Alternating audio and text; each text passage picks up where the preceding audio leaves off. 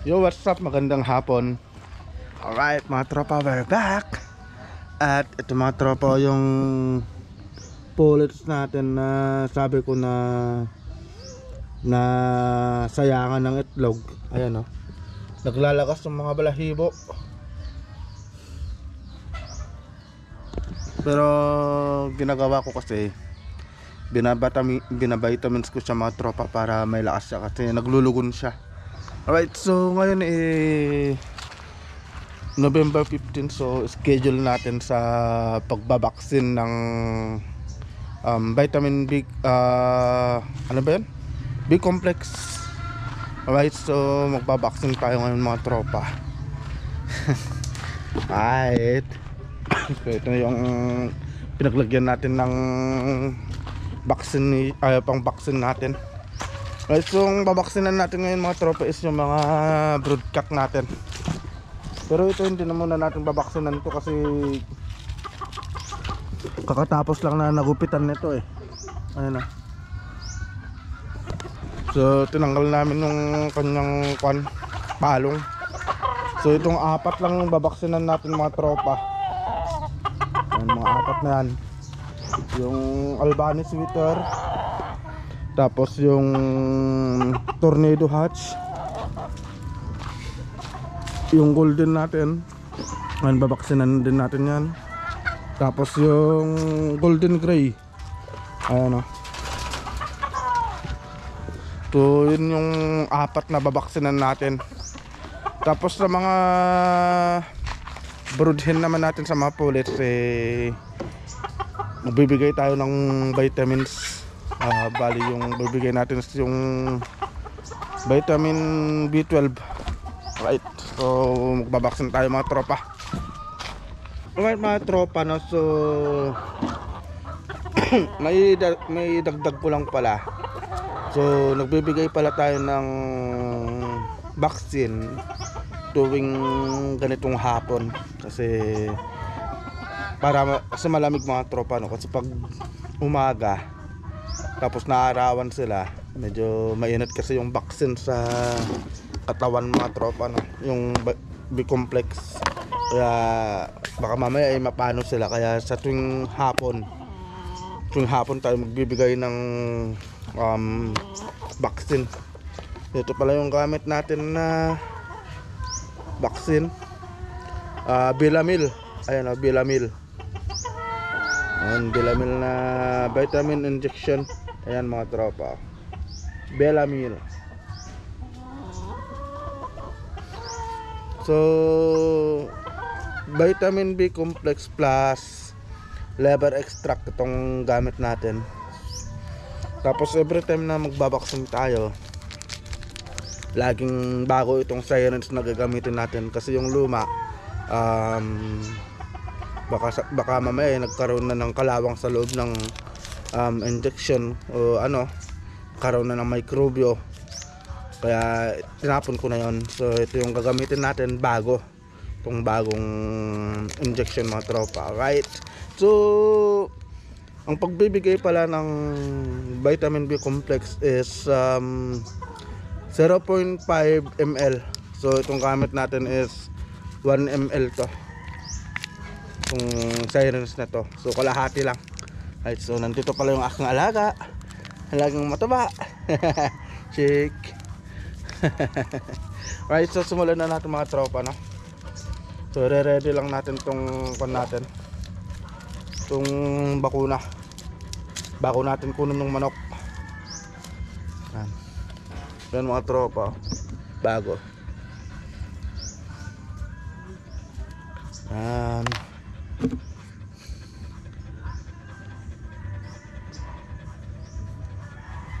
Yung mga tropa, so 0.5, ayan, 0.5 ml.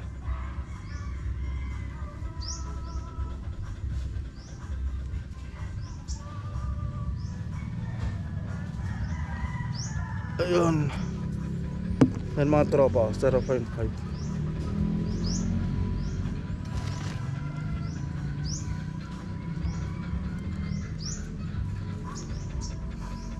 So bibigyan natin sa manok natin. Alright. Unahin natin si Albano Sweater.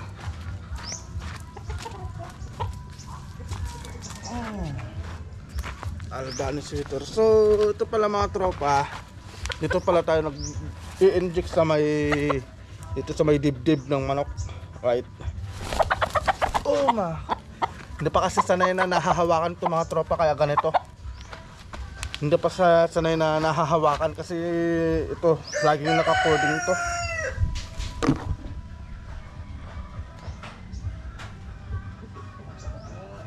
Mga tropa, inject natin. Tapos siyempre sishake lang natin ng konti. Ayan. Ayan. So, vitamin B complex. Ayan. So, mga tropa, yung na-injectan na natin. Ayan, yung na-injectan na natin si Albano Sweater.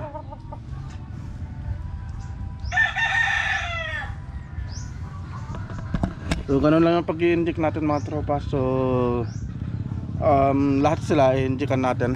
So susunod natin yung tornado hats natin mga tropa. Right. Alright mga tropa, so susunod natin itong tornado hats natin. Right. So magre-ready lang tayo ng pag-inject natin. Ay nako, grabe no. Grabe pag may manok ka, dapat tutok na tutok ka na.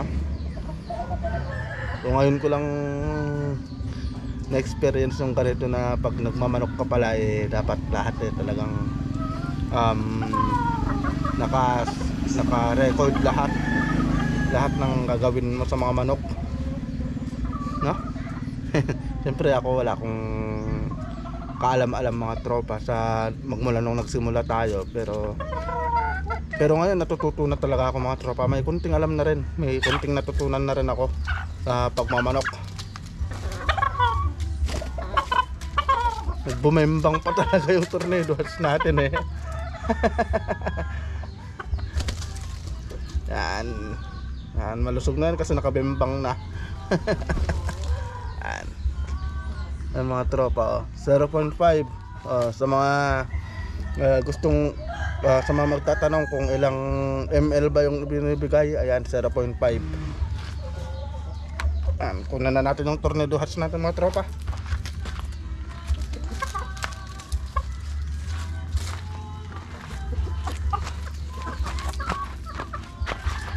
Yung tornado hats natin, ayan mga tropa, tornado hats. So nahiram natin to kay kumpare. So naka-con kasi ito mga tropa, nakapares siya dun sa may tatlong Albano Sweater natin. Kasi ang bloodline kasi na ito mga tropa, two-way cross din. So tornado hat sweater to. So tamang tama yung con natin is Albano Sweater. Ayun no. So kaya yun ang ginawa natin, pinaharas natin sa may Albano Sweater kasi may sweater din siya. So siguro ang magiging kalabasan ni tornado Albano Sweater. Ang dami. So magiging three-way cross na siya. So tornado hats, Albano Sweater, ayun. So magiging three-way cross na siya. Ito yung mga tropa tornado hats sweater. Grabe. Minsan pag karon na gutom na to, grabe. Ito na kuan to mga tropa. Nanunuka ng tao to. Grabe yung ginawa sa akin, no? Kaya hindi pwedeng gutumin to. Nagiging tornado pag naginugutom. Pero ngayon makakabawi ako sa kanya kasi tuturukan ko siya ng B-complex. Yan.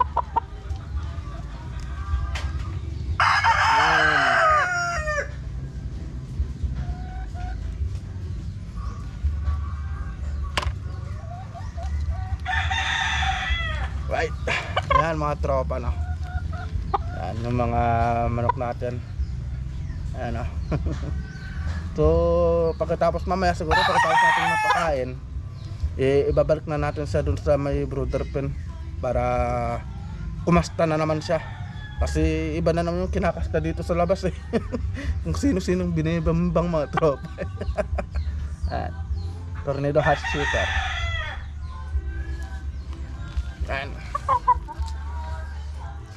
Alright, so ganun lang yung pan natin mga tropa, no? Ganun lang yung pagbabakuna natin. Papakita pa ba natin yung mga ibang manok natin? Sige, pakita natin yung mga ibang manok natin mga tropa para makilala nyo naman. So papakita natin yung ating susunod ay yung hatch, yung golden gray natin. So nakapares pala yung golden gray natin sa mga golden gold natin mga tropa na pullets. Ayun. Ito pala yung ating golden gray. Isa ring man fighter to mga tropa, pero minsan na parang napapaamo ko na. So ito pala, itong manok na to pinahiram lang sa atin ng tito ko sa Bulinaw.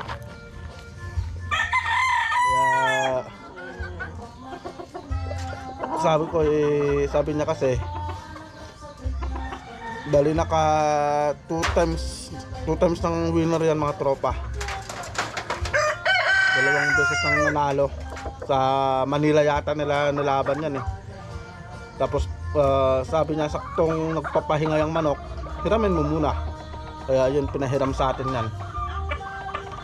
Pero yung kapatid niyan mga tropa, katatapos lang laban ng kapatid nitong golden gray natin. So nag-champion na naman daw dito sa may cockfight dito sa may Bulinaw. Yung kapatid nito mga tropa. Ito kunin natin itong golden gray natin. Grabe. Ito pala yung golden gray natin mga tropa. Yan. Golden gray. Napakaangas mga tropa. Pulang-pula oh. Napakaangas. So ito 2 times nang panalo to, pero wala man lang kasugat-sugat nito mga tropa.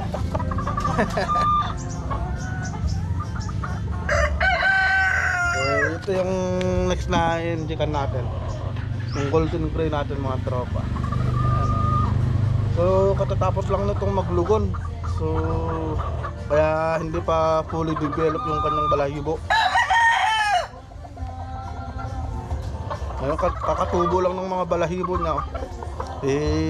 Katatapos na yung naglugon, kaya nung naglulugon to hindi ko siya inenjikan. Ang inenjikan lang natin nun mga tropa is yung tornado hatch saka yung golden natin. Alright, so injikan na natin to mga tropa. Ito yung tornado hatch, tornado to, itong ating golden gray. Ayan, napakagandang manok mga tropa. Grabe, angas na. So nakapares din yan mga tropa sa mga golden girl natin.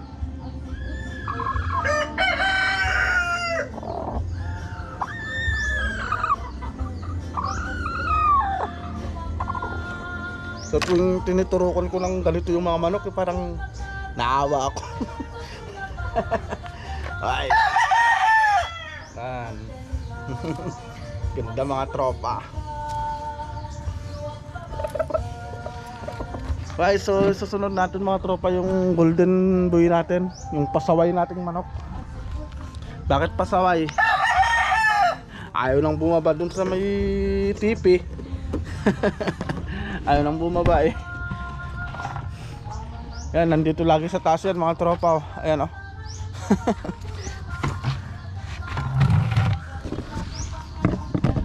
So magre-ready muna tayo ng bakuna. I-ready lang muna natin yung bakuna kasi medyo malikot to eh.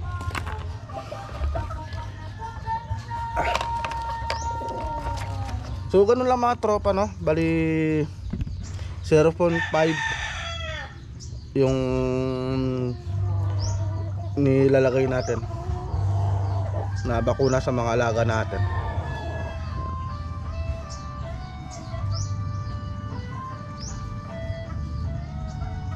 Yun, backyard level is on the action.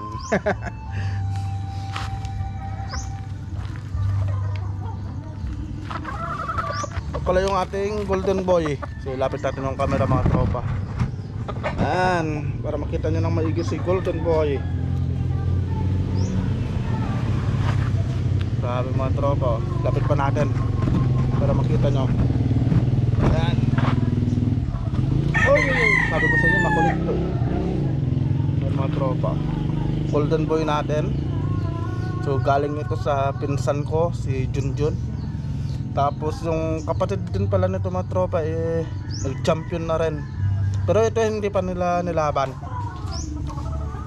Ito mga tropa, anak ito nung nakapares dun kay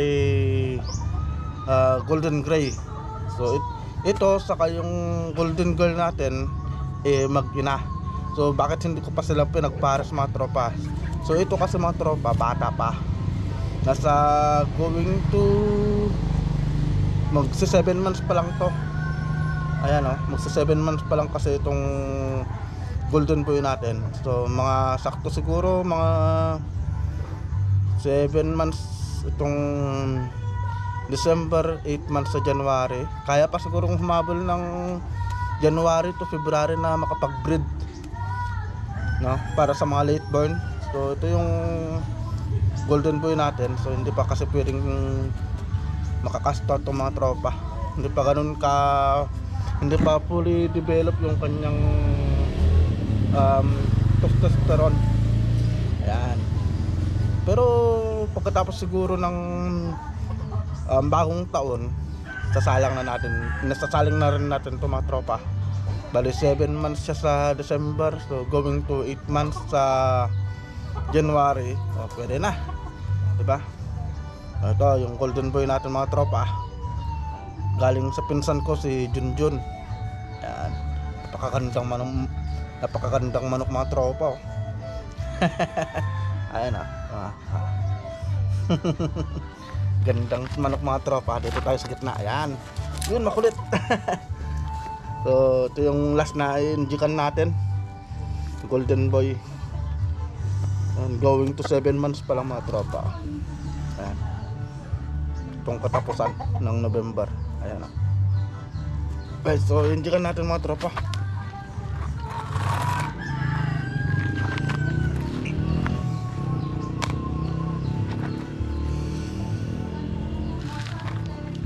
So ilang buwan pala mga tropa bago pwedeng injikan ng B-complex para may dagdag kaalaman is 4.5 months pataas.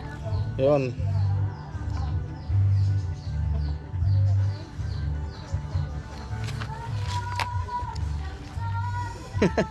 Manang lagi nakasunod kasi sa akin to si Shake mga tropa. Yan, bagong tropa natin. Yan. Alright mga tropa, so natapos na tayo sa pagbabakuna. Yung mga ginamit natin, so didispose natin ng maayos yung mga yan. Katulad nito, nagamit na natin. So i-dispose natin ng maayos. Alright, so yun lang yung mga binakunahan natin. At share ko lang sa inyo yung pagbabakuna natin mga tropa. At pinakita ko sa inyo yung mga manok natin na broodcock. Yan, yung mga panimulang manok natin para makapag-breed tayo. Alright, so dito na siguro matatapos tong vlog natin. And see you again sa next na vlog natin mga tropa. So ingat and God bless.